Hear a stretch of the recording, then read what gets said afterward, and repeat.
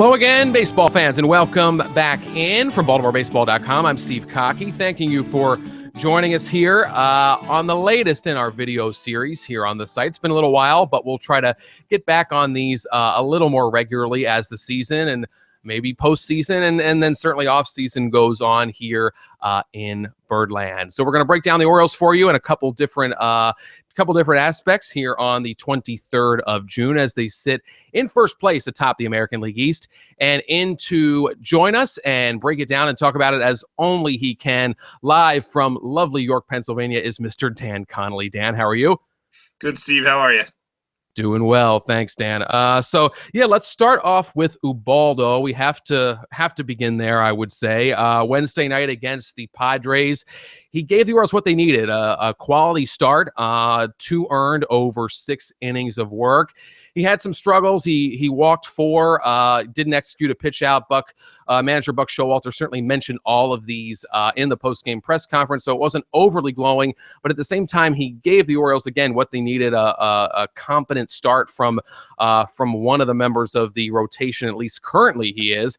But more importantly, than all of that, Dan, you predicted this on our site, BaltimoreBaseball.com. You threw a post up, I believe, around 5 o'clock Wednesday evening, so a couple hours before the 7:05 start, and I'm going to pop it up here just in case people may not believe it, but here we go. Dan Connolly predicting Ubaldo Jimenez a quality start for the Baltimore Orioles, and it came to fruition.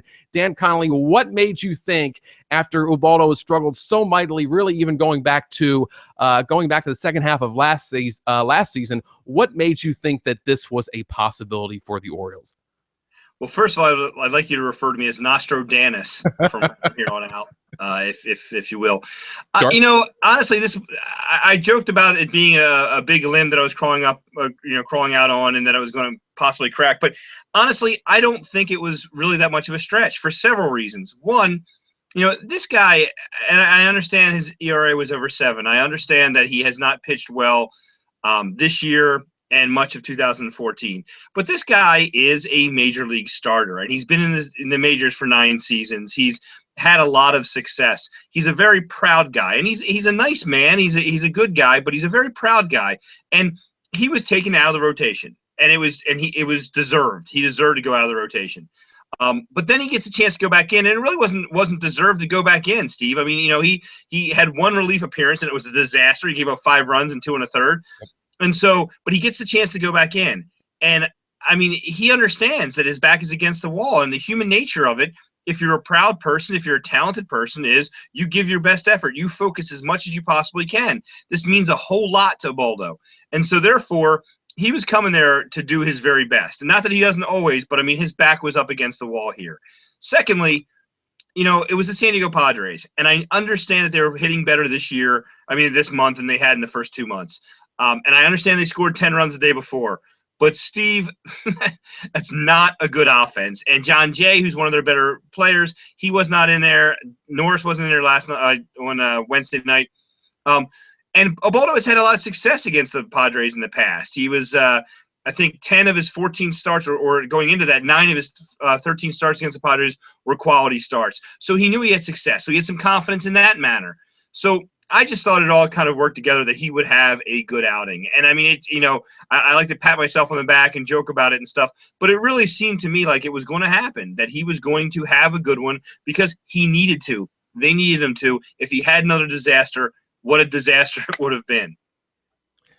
Absolutely. It was, again, good to see him with a competent outing. There were certainly problems, again, with the walks, with the pitch out that he wasn't able to execute, but certainly back on the right track. And Dan, do you think he can build on this? First of all, does he get a start, do you think, 5 days from now? And secondly, do you think this is something that he can build on? Again, there were issues in that start, but certainly better than we'd seen from him previously. I think he does get another start. I think Tuesday at San Diego, again, you have the confidence, 10 of 14 quality starts, and they don't have anybody else. I mean, they really don't have another alternative at this moment. So he's the best option. Can he build on it? He needs to. I mean, it's that simple. He has to have a good outing. He's got to continue to have good outings. Like you said, it was a competent outing. And there are things that he did in that outing where you think, this is what's gotten him into trouble. The walks, being slow to the plate, so guys are stealing base on. Jankowski had 2 steals on him, one on a pitch out. So, I mean, he's got to get better in certain aspects of that, and it's frustrating to watch at times. But he needs to continue it. He needs to build on this, like you said. Can he? I don't know. I think he'll have a solid enough start in the next one, and then I'm not sure what happens after that. But Buck made a point of this slot, whether it's Ubaldo or somebody else, gets 2 more starts before the All-Star break occurs. And so my guess is those will go to Ubaldo unless it's a disaster next time. Certainly makes sense. Now, sticking on the topic of starting pitching, as is a widely talked about topic here across Baltimore, the trade deadline is approaching, Dan. We're starting to get into that territory of what should the Orioles do? Who can they give up? Who do they have to give up? We've heard a couple of names, even just in the past couple of days, start getting thrown around the rumor mill, so to speak. So I'm going to pose this question to you. Number one, again, who do they have to give up? I mean, if you ask me, you've got names like Chance Sisco as a very good prospect who could bring you something in return. You've got a couple of other guys. Chris Lee would be one. He's currently on the disabled list right now. Maybe even Dylan Bundy having some sort of value at the major league level if the Orioles wanted to go there. So, number one, who do they have to give up? Do they have enough to outbid other teams and land a potential starting pitcher? And number two, what types of names do you think could be out there that might be attainable for Dan Duquette and the Orioles? Well, let's start over the first part of the number one there, Steve. Do they have what it takes to get an addition for the stretch run? Yes. They have several prospects that other teams would be interested in. You mentioned Sisco. Bundy's a guy that is interesting, and obviously his ceiling was really, really high. But if these teams, like a San Diego, for instance, is going to trade somebody who they feel they want to keep, and they're going to get a ransom for it, there's got to be several pieces and several controllable pieces. You get Dylan Bundy and he doesn't do well, you can't send him down and you're stuck. He has no options left. So because Dylan Bundy has no options, he's not as attractive as a former top 5 pick in the major leagues who's up already would be. So they have guys. You mentioned Chris Lee and Sisco, and Mancini is another guy. They have guys. They don't have any top 50 prospects or arguably top 75 prospects. And what it's going to take to get the studs, get a number 1 or a number 2, or get somebody who's really controllable and is doing well, like a Drew Pomeranz, it's going to cost a lot. They don't have a lot in that way. Your second part of your question was about do they have enough to win a bidding war? And the answer is no. They don't have enough to win a bidding war. If it's for somebody who is really desirable and it's a starting pitcher and 6 teams want them, the Orioles are probably 4th, 5th, or 6th in what they can give. Yep. If they really want a guy like that, then they got to go and they have to trade a Jonathan Schoop, or they have to trade a Dylan Bundy plus, or they have to trade Kevin Gausman.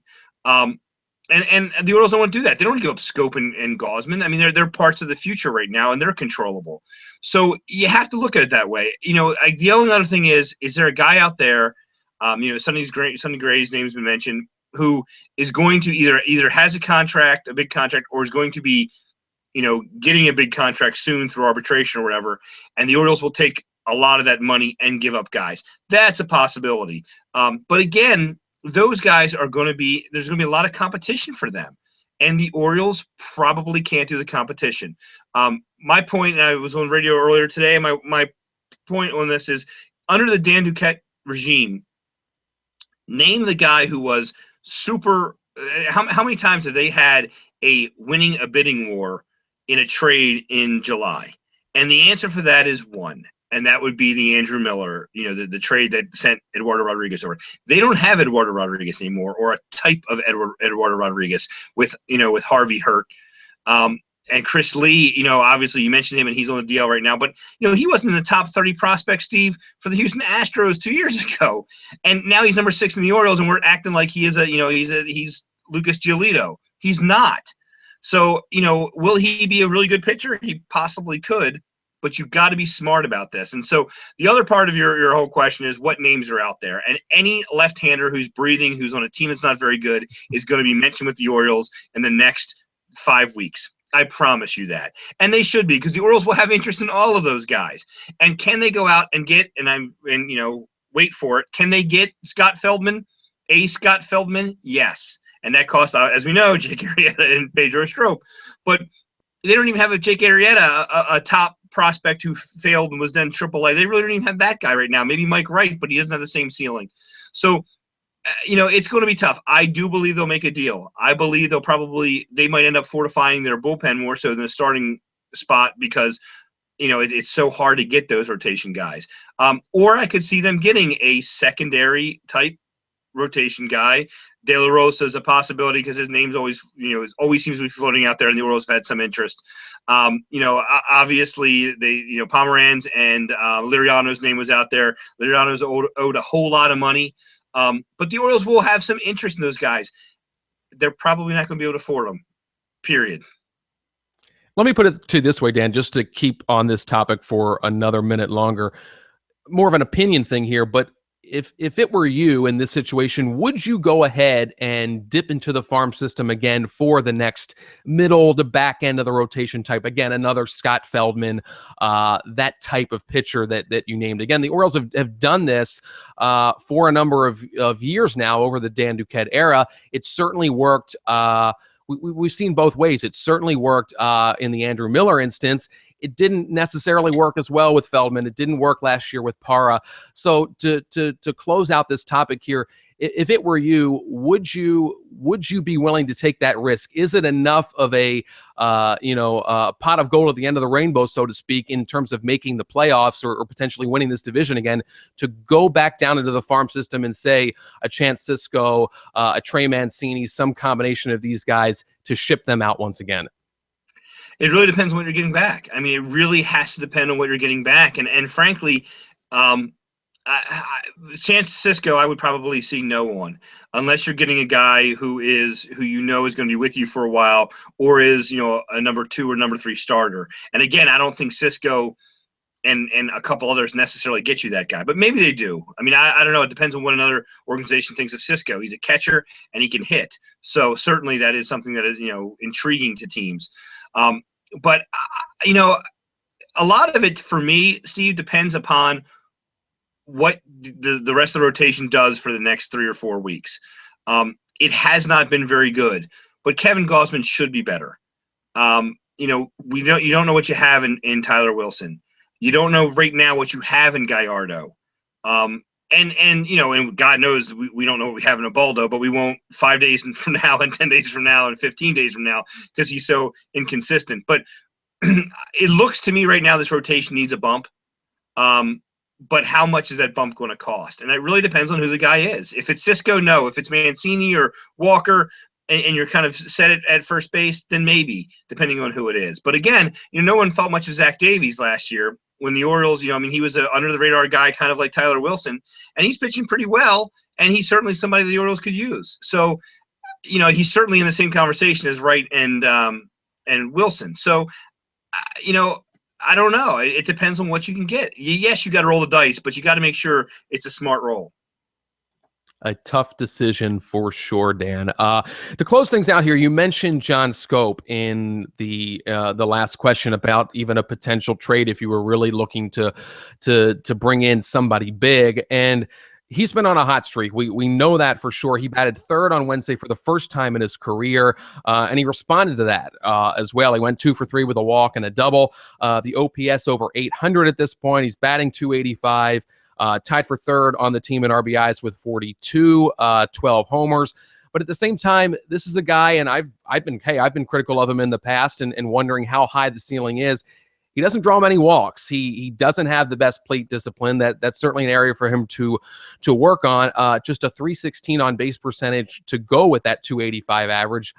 11 walks on the year, a 4% walk rate, which puts him in the bottom 20 of all qualifiers in baseball.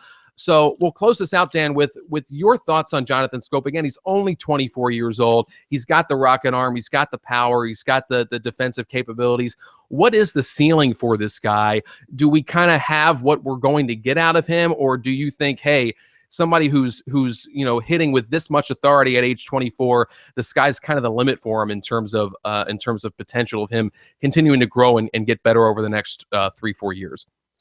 I mean, with Jonathan Schoop, from the very beginning, when I was talking to scouts when he was in the minors, I was told by many people that he had major power. He was a good defensive player with a great arm. He could play at third. He could play possibly at second, which obviously he's done pretty well at. And he's got ludicrous power. Like, for this guy, for his size, he's so strong. He's big. He can homer, opposite field. I mean, he's just got a lot of ability and a lot of power. What was always told to me was that he was a strikeout guy and that he would never hit for a high average. And he's hit for an average higher than what I had imagined he would, or what I was told he was going to. And the key of the whole thing, Steve, is what you said. He's 24 years old. That's a pretty big ceiling. I think he's a 30 to 35 home run guy at second base, which is, tremendous. But will he hit 280, 300? If he does, you have a perennial all-star type you have a Robinson Cano-esque player on your hands if he can continue to do that and end up hitting 280, 300. I think we're probably going to see him in the 250, 260 range. I think his discipline will get a little better as he gets older, but I don't think it's ever going to be a strong part of his game. And just for clarification's sake, his name has been brought up as a possibility of other teams. That's the kind of player they would want. Orioles aren't trading John Schoop, and they're just not, and they shouldn't. He's a really good player, and he's really controllable financially at this point. They're not trading John Schoop. I wouldn't either, so happy to hear that. Well, Dan Connolly, it's been fun. Another edition of our video series here on BaltimoreBaseball.com. For Dan, I'm Steve Cockey. Thank you so much for being here, and until next time, so long.